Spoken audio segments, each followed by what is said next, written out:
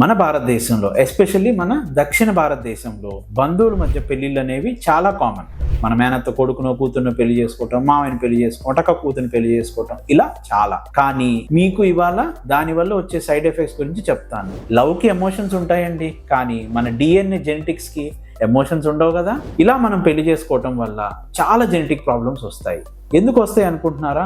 మన బాడీలో చాలా సైలెంట్ మ్యూటేషన్స్ అనేవి ఉంటాయండి. ఎప్పుడైతే మనం అదర్ పర్సన్తో కలుస్తామో ఆటోమేటిక్గా అది డబుల్ అయ్యి బేబీకి రిస్క్ అనేది ఇంకా డబుల్ అవుతుంది. మరి దీన్ని ఎలా ప్రివెంట్ చేయొచ్చు అనుకుంటున్నారా? Yes, you can prevent it by pre marital genetic counselling. అవునండి, ప్రీ మ్యారిటల్ జెనెటిక్ కౌన్సిలింగ్ తీసుకోవటం వల్ల మీరు ఎన్ని రిస్కీ జీన్స్ క్యారీ చేస్తున్నారో, మీ పార్ట్నర్ ఎన్ని రిస్కీ జీన్స్ క్యారీ చేస్తున్నారో, దానివల్ల బేబీకి వచ్చే రిస్క్ ఎంత అనేది మీరు పెళ్లికి ముందే తెలుసుకోవచ్చు. దానివల్ల ఈ ప్రాబ్లమ్స్ అన్నిటికీ ఒక సొల్యూషన్ అయితే దొరుకుతుంది.